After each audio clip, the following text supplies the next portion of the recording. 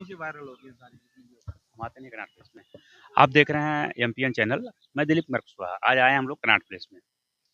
और Connaught place में वैसे तो दिल्ली के अंदर भी न्यूज़ बनाना अक्सर जहाँ तक बंद हो चुका है, क्योंकि जब से ब्लास्ट हुआ है दिल्ली के अंदर लाल किला पे, पुलिस प्रशासन भी इस पे अंकुश लगाई है कि पुलिस प्रशासन की बात मानना जरूरी है। लेकिन ऐसे हम लोग बैठे हैं आज कनॉट प्लेस में, तो हम तीनों भाई सोच रहे हैं कि कुछ बात कर लिया जाए। सर एक चीज़ बताइए, आपका क्या नाम मेरा नाम है भाई ताराचंद गुलिया।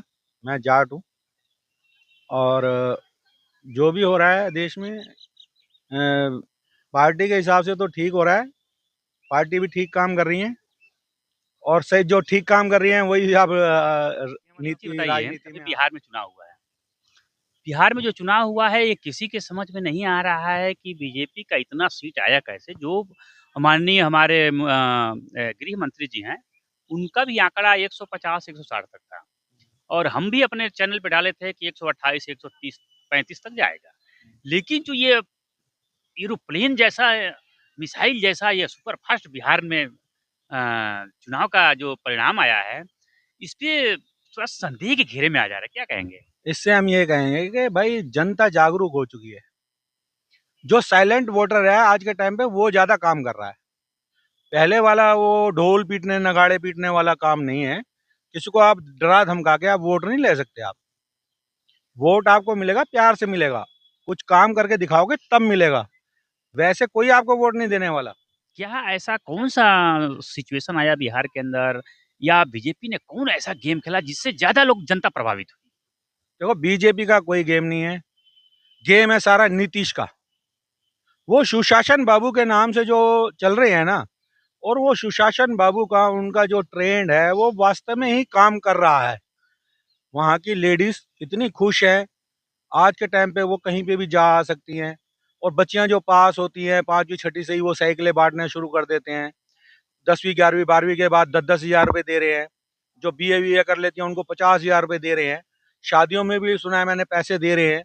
तो इस हिसाब से जो है ना जनता वहाँ की उनसे जो है ज्यादा सेटिस्फाइड है। लेकिन एक चीज़ है, नीतीश कुमार चाहे लालू प्रसाद के साथ रहे हों, और चाहे वो बीजेपी के वर्तमान में साथ हों, लेकिन अभी तक कोई पार्टी ऐसी नहीं है जो अंकुश लगा दे कि नीतीश कुमार घोटालेबाज हैं या कोई करप्शन किए हुए हैं। चाहे वो लालू यादव भी आज तक नहीं कह पाए, जब ये बीजेपी के साथ हैं, और बीजेपी भी नहीं कह पाई जब वो लालू यादव के साथ में थे। तो क्या इससे लगता है कि उनकी छवि एकदम क्लीन साफ है? बिल्कुल क्लीन और साफ है, इसमें कोई शक नहीं है। अभी तक तो उनका कोई ऐसा कोई प्रमाण भी नहीं मिला है।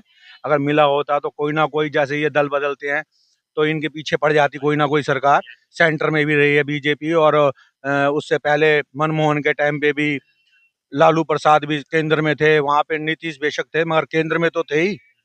भाई 2014 तक तो ये केंद्र में इनका पूरा दबदबा था। उसके बाद में इन्होंने फिर सरकार नीतीश के साथ भी बनाई। और सबसे बड़ी बात, मेरे हिसाब से तो अब तक इंडिया के अंदर ऐसा कोई रिकॉर्ड नहीं होगा जो नीतीश कुमार का है 10 बार सीएम बनने का। और ऊपर से अच्छा उसका रिकॉर्ड, कभी सीएम मतलब नीतीश कुमार बार बार, हमारा तो मतलब ये कहने का मतलब नीतीश कुमार बार बार, मतलब एवरीथिंग इज ऑल राइट। जनता खुश, प्रशासन खुश। उसके बाद में सड़कें वड़कें, अब ये बीजेपी बहुत अच्छा काम कर रही है तो उसके साथ देखने के बाद। और ये नीतीश कुमार की सोच जो है ना, दिमाग की सुपर है, सुपर से ऊपर है वास्तव में। ये जो नीतीश कुमार की सोच है ना बहुत अच्छी है। अगर ये उनके साथ ही रहते ना, गठबंधन कर लेते गलती से तेजस्वी के साथ, तो इनकी पार्टी ही शायद खत्म हो जाती, क्योंकि अब की बार बीजेपी आनी ही थी। अगर किसी बीजेपी, के साथ भी हमें गठबंधन। लगता है कि अगर बीजेपी सिर्फ अगर जो चिराग पासवान को और एक दो मांझी जी को लेकर भी लड़ी होती ना, तो सरकार पूर्ण बहुमत से जैसे अगर देखा जाए, तो अगर नीतीश कुमार हट भी जाते हैं ना, तो भी नीतीश कुमार विपक्ष में जाकर के सरकार नहीं बना पाएंगे और बीजेपी सरकार बना लेगी। हम ये कहते हैं नीतीश कुमार हटना नहीं चाहिए। अच्छे आदमियों की जरूरत है इस देश के लिए।